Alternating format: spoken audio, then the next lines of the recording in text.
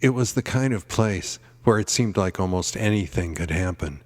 Sweetwater was a local dive bar and club just across the sand from the Redondo Beach pier, frayed and braided nautical ropes spiraling up the inside support beams, tables and chairs that had seen way better days, and a bleached and feathered animal skull mounted high above the stage, like something out of an early Eagles album.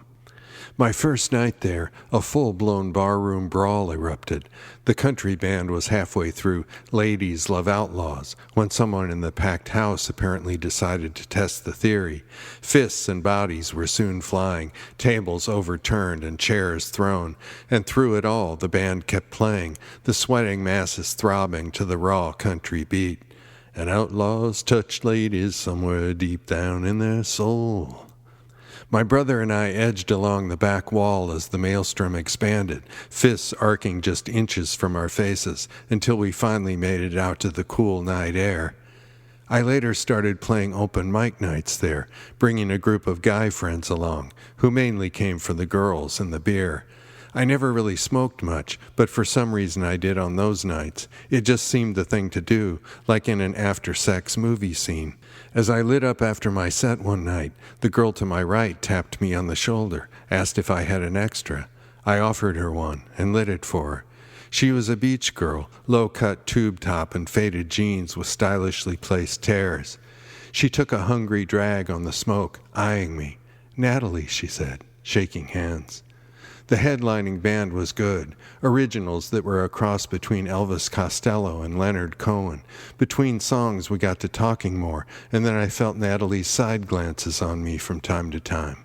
The band soon said that they were taking a break, but would be right back. Just then, Natalie's girlfriend started gathering up her stuff, and the two of them began talking. A moment later, she touched me on the shoulder. "Hey, I really like this band, but my girlfriend has to head out to be up early for work. Do you think you could give me a ride if I stayed?" I nodded, said it was not a problem. We went through several more beers and most of the next set. "I should probably hit it," she said finally, eyeing me. In the movies, when the guy meets the girl on a night out and they somehow end up leaving together, the guy buddies always watch as they go. And that happened. Smith winked and gave me a thumbs up as she and I headed to the door. Somehow, it never even seemed a question that I would come in. It just felt like a given. But as we were about to enter her apartment, Natalie suddenly held up a conspiratorial finger to her lips. "You need to hide out while I pay the babysitter," she whispered. My eyes widened. With no further explanation, she accordioned the hall closet door and nudged me inside. Surrounded by jackets and sweaters in the dark space, I looked out through the wooden slats onto the dimly lit hall. I heard Natalie trading verbal notes with what sounded like a teenage girl. She thanked her finally, and I wondered in a panic whether the girl might have a jacket hanging in the closet.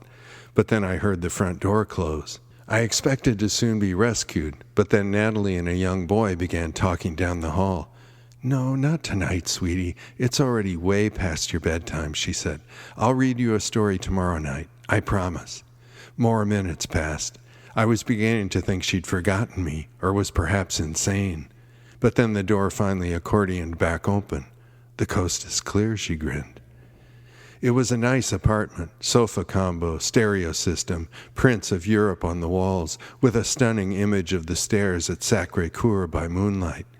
She got beers from the fridge, and we sat across from one another on the sofa, doing the dance, seeing where things might lead. I slugged back some of the beer, and we talked, her eyes penetrating, almost searching. She put Warren Zevon on the turntable, rising in mournful classical guitar strains, a tale of doomed love. "I hear mariachi static on the radio, and the tubes, they glow in the dark. Carmelita, hold me tighter, I think I'm sinking down." I took another pull on the beer and checked out the album cover, Zevon in a dinner jacket, suave, side-lit, bathed in blue. His hair was perfect. The tortured tale and the swirl of the music pulled me in, and I began reading along to the lyrics.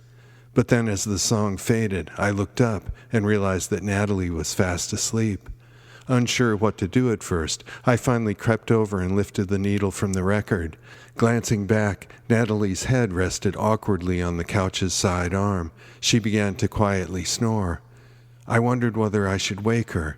I finally took a folded blanket from the end of the couch and gently covered her. Then I went to check on the boy. The door was open and he was also sound asleep. I turned on the bathroom light so he wouldn't be afraid. Then I crept out, locking the door behind me. Stepping into the late night air, it felt like some strange dream. Some say that the heart wants what it wants, and I guess that's true. She'd taken a total stranger into her home and then passed out, leaving her young son asleep in the other room. When we'd first started talking that night, Natalie had jotted down her number. The next day I found it crumpled in my pocket. I called and left a message, said I was glad we'd met and that we should get together again, but I never heard back. A few days later, I played again at the Sweetwater open mic. I wondered whether she might be there. Over beers, the guys couldn't wait to hear what had happened, and I told them.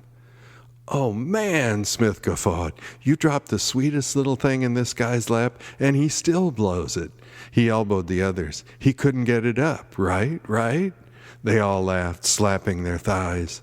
I smiled back, agreeing that was what had happened. And then it came my turn to play.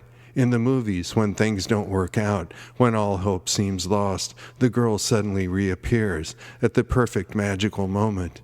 And there, in the blue stage light, I looked out, hoping to somehow see Natalie through the smoky haze.